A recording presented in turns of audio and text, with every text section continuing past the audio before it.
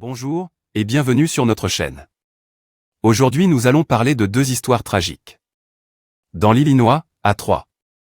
Jennifer retrouve le cadavre de son mari dans une armoire, près de 8 mois après sa disparition.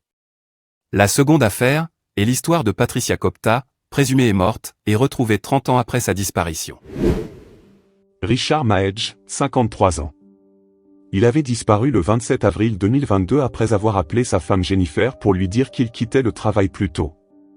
Lorsqu'elle est arrivée à leur domicile, à Troy, elle a trouvé sa voiture garée avec ses clés et son portefeuille à l'intérieur, mais il était introuvable. Très inquiète, Jennifer Maedge a contacté la police pour signaler la disparition de son mari. Au total, les enquêteurs se sont rendus 2 fois sur place, afin de fouiller la maison et de tenter de retrouver sa trace, sans succès. Odeur nauséabonde. Le 11 décembre, Jennifer est allée chercher des décorations de Noël dans une armoire. C'est à ce moment qu'elle a fait la macabre découverte. Elle y a trouvé le corps de son mari décédé.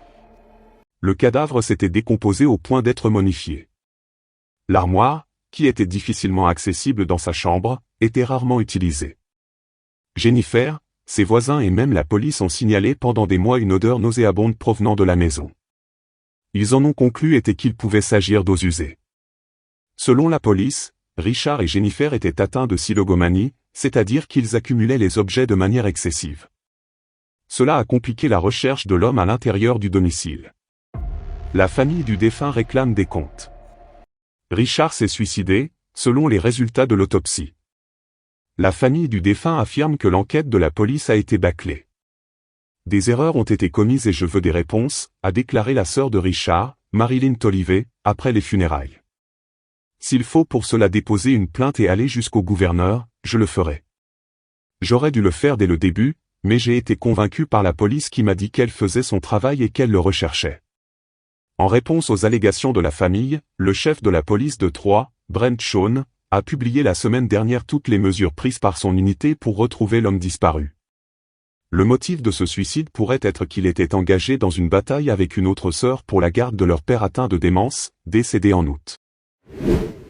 Voici l'histoire de Patricia Copta. Présumée morte, et retrouvée 30 ans après sa disparition.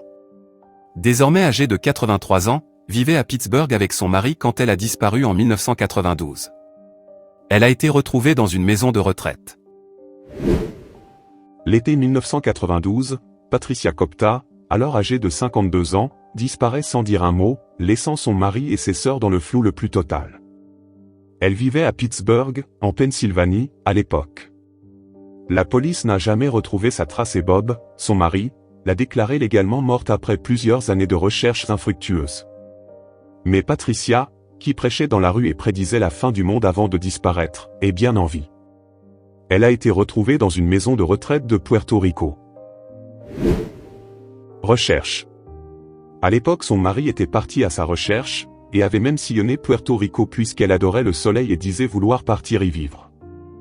Alors il l'a cherchée là-bas sans jamais retrouver sa trace. Patricia Copta, qui souffre de démence, a été admise dans cette maison de retraite en juin 1999, soit 7 ans après sa disparition. Personne n'avait jamais réussi à l'identifier jusque-là puisqu'elle refusait de parler de son passé avec les aides-soignants. Un trou de 7 ans dans sa vie. Selon le journal local Pittsburgh Post-Gazette, vendredi 3 mars, elle aurait raconté aux médecins qu'elle avait passé du temps sur un bateau de croisière et qu'elle arrivait d'Europe. Une information que les autorités n'ont pas été en mesure de confirmer. Entre le moment de sa disparition et le jour où elle a été prise en charge dans cet établissement, il s'est écoulé 7 ans durant lesquels personne ne sait ce qu'elle a pu faire ou vivre. La police a seulement déclaré dans un communiqué qu'elle avait été vue errant dans les villes de Naranjito, Corozal et Toa Alta avant d'être placée. Santé mentale. Au fil des années, la santé mentale de Patricia s'est dégradée, et dans ses délires, elle a lâché des bribes d'informations sur son passé, permettant au personnel encadrant de reconstituer petit à petit le puzzle. Des tests ADN ont permis de confirmer son identité. Son mari et sa dernière sœur, sa jumelle est décédée il y a 6 ans, espéraient pouvoir la ramener chez elle, à Pittsburgh. Mais dans un rare moment de lucidité, Patricia a indiqué vouloir rester où elle était. Merci d'avoir regardé la vidéo jusqu'au bout.